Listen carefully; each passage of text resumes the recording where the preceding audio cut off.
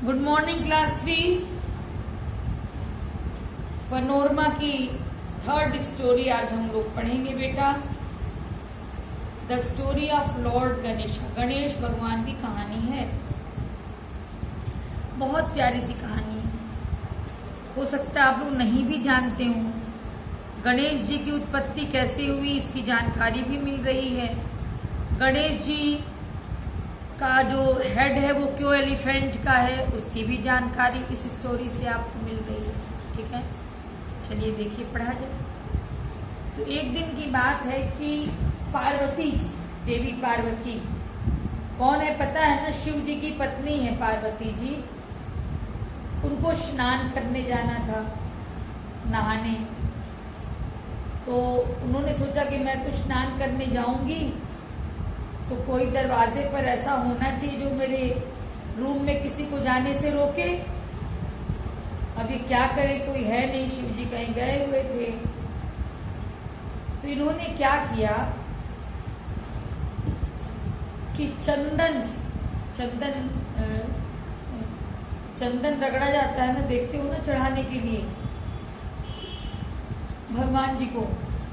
तो चंदन की लकड़ी का वही पेस्ट, चंदन रगड़ के जो पेस्ट मिलता है, तो पहले के समय में स्नान करने काम में वो सब आता था। साबुन वगैरह का यूज बेटा नहीं ना होता था पुराने समय में, यही हर्बल चीजों का यूज होता था। तो इन्होंने क्या किया पार्वती जी ने कि उसी चंदन के पेस्ट से एक बच्चा बना दिया, यंग बॉय। ठीक, और भाई शक्ति तो थी ही इनमें, आदि शक्ति थी ही। इन्होंने उस पे गंगा जी का जल छिड़क करके उस बच्चे में जान डाल दिया। जो बच्चा बनाया इन्होंने, बच्चे की मूर्ति बनाई और उसमें जान डाल दिया। अब तो वो जीता जागता एकदम नॉर्मल बच्चा। तो उसको बैठा दिया गेट पर और उसको समझा दी पार्वती जी कि देखो बेटा, किसी को तुम किसी भी कीमत पर रूम के अंदर प्रवेश मत करने देना। बोला ठीक है। अब तो वो तो यही समझ रहा है ना कि ये मेरी मम्मी है, मम्मी की बात माननी है उसको। तो बैठा, किसी को भी नहीं आने दे रहा था। तभी भगवान शिव लौट रहे थे, जहां भी गए थे वहां से लौट रहे थे। अब वो देख रहे हैं कि दरवाजे पर एक बच्चा बैठा हुआ है। जब उन्होंने प्रवेश करने की कोशिश की, बच्चा खड़ा हो गया। कहाँ जा रहे हैं, नहीं जाना है अंदर, मेरी मम्मी ने मना किया है, कहा है कि नहीं, किसी को अंदर नहीं आना है। अब शिव जी को क्या पता कि ये पार्वती जी ने ही बनाया है इसको, उनको तो पता था नहीं। और अब इनको लग रहा है कि हमारे तो कोई और बेटा है नहीं, तो ये क्यों मम्मी कह रहा है पार्वती जी को, किसको मम्मी कह रहा है। कुछ समझ में बात इनके नहीं आ रही है। ये सोच रहे हैं कि हम लोग का बेटा ये है नहीं। तो जब वो नहीं ही हटा रास्ते में से, तो शिव जी को गुस्सा।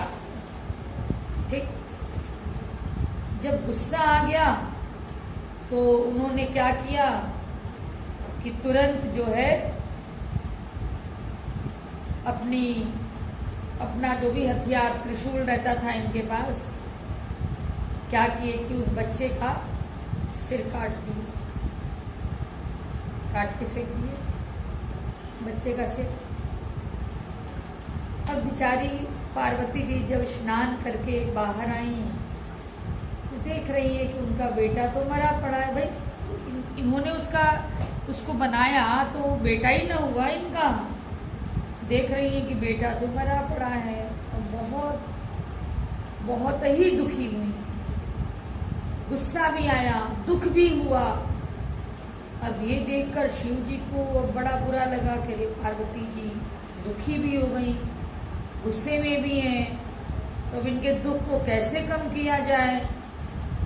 तो उन्होंने फिर अपने सिपाहियों को आदेश दिया कि सुनो, तुम लोग जाओ और जो भी पहला जानवर दिखाई पड़े, सबसे पहले जो जानवर दिखाई पड़े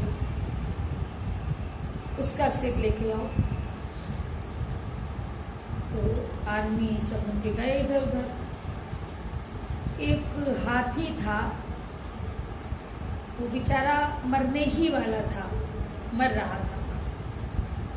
बस उसी का वो सब सिर काट लिए इनके आदमी, भाई तो मरने ही वाला है, ये बहुत पाप भी नहीं लगेगा।